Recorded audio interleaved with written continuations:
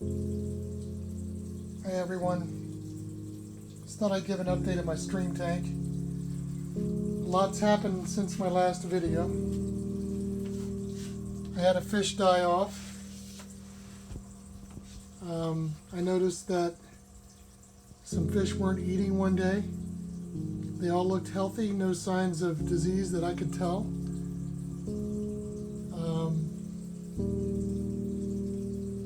But they were breathing heavy. Eventually, some of them, right before they died, would go up to the surface and gasp for air. So when I first saw signs of trouble, I started doing water changes, and large water changes. And that didn't seem to help because I thought it was a water quality problem. I tested the water and everything was okay at first, but as fish started to die, I started to have a spike in my ammonia. Nitrite was okay. So I would, every time a fish would die, I'd wind up doing a water change, like 75% or more. And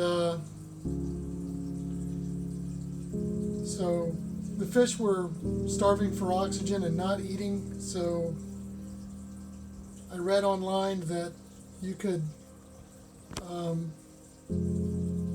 dose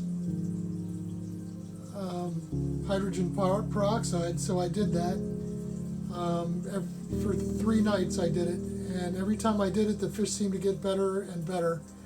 And what hydrogen peroxide does, within 24 hours, it converts into oxygen. So I was basically dosing oxygen eventually. In addition to that, to get more circulation, I added an air stone. And as you can see, there's tons of current in here. I have a power head behind the foam roots back there. And there's a spray bar. I don't know if you can see the current generated by it. So oxygenation shouldn't have been a problem, but the air stone and the hydrogen peroxide perked them up. But I don't think that was what the problem was. And, when I thought things were starting to get better, I noticed fish were scratching every now and then based on rocks. So I thought perhaps I had a disease problem still. Not long ago, I treated the tank with salt because I had an ick problem, and that took care of that. The fish were great for about a month and a half, and then all this happened. And so I thought, well, maybe it was an internal parasite, a gill parasite of some sort. And what came to mind was flukes. So I treated the tank with ProziPro. I did 2 rounds of that, and that seemed to do the trick. That and oxygenating the water, the fish perked up and they got their color back. And the remaining ones that are alive are doing well again. Not long ago, I added Vallisneria plants to help with algae growth, but as you can see, I have algae growing on the plants now. The algae was really growing a lot on the roots, so I had this black algae type stuff, so I got rid of that, put the roots back in, and now I have a green algae growing on there. My plan to eradicate the algae is to continue doing water changes. The plants are starting to grow, they're developing shoots, so I think the plants will eventually start to outcompete the algae, that with water changes. And also I want to get a species of fish that eats algae. All these are native fish, so I don't want to put anything in that's not native. Some of these fish, like long-nosed dace that's sitting on the bottom right down there, and the black-nosed dace that just scooted through, will eat some algae, but not enough to keep up with the tank. But there's one species of fish that does, and it's the central stone roller, so I want to get one of them. Unfortunately, I lost my female rainbow darter. I have 4 male rainbow darters left. And I lost another really colorful male that really bothered me. So I still have 2 pretty colorful males. Here's one of them right here. He's pretty. He's really pretty.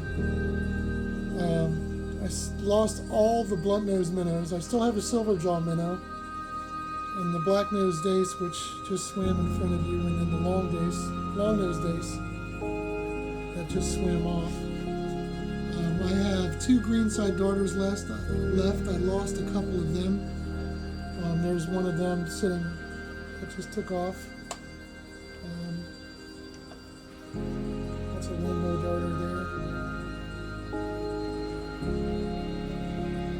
And I have 3 fantail darters, which hide a lot.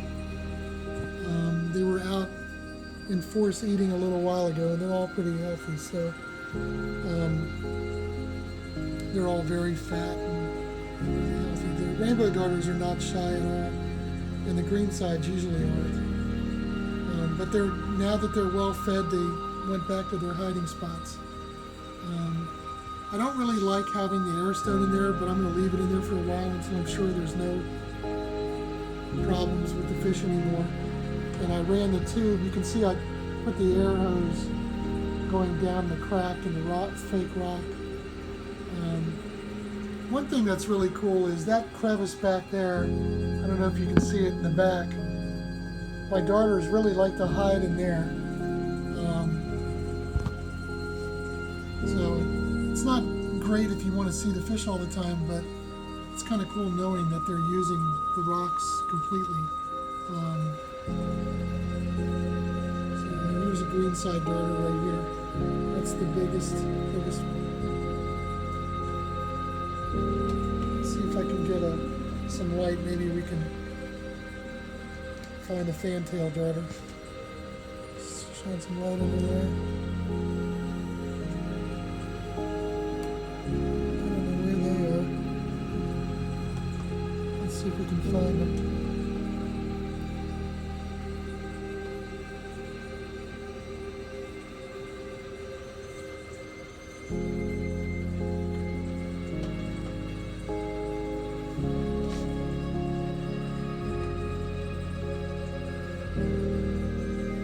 One that likes to hide out in these rocks here, but I guess when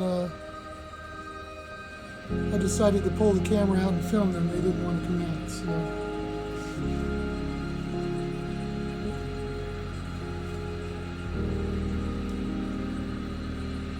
Alright, you can see a fantail darter in the back there. That's one that just scooted under the rock.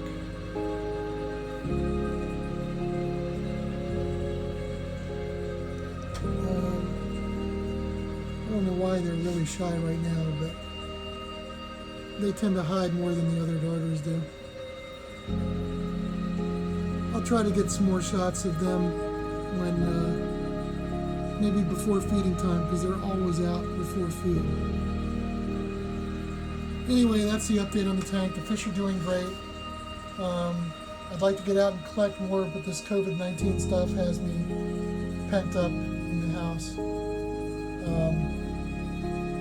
I'm not infected, but just the social distancing and stuff like that has kind of kept me from working with my friends and on doing this kind of stuff. So hopefully that stuff will end soon, and we can get back to doing some collecting.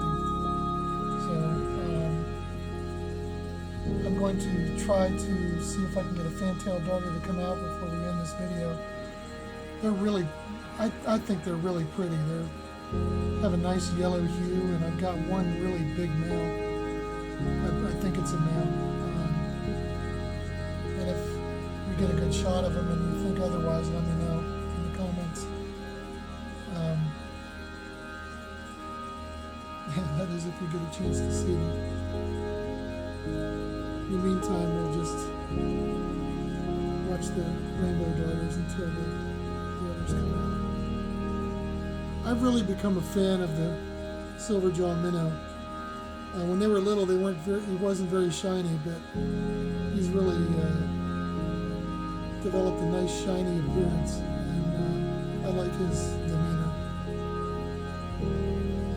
Long-nosed dace, this guy's not very interesting right now. You can see him in there, but they're really quite characters. I'd lost one during the fish kill, and when the two of them were together, you could see them cruising the tank, eating algae, and frolicking with the black-nosed dace. I lost a really pretty male black-nosed dace too. That was another depressing moment for me. I just hate losing fish. Come over, look at the silver jaw again. He's hanging out near the bottom over here.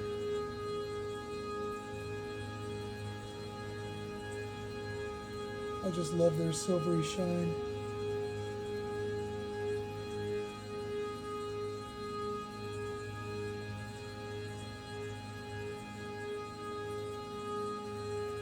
Okay, it looks like the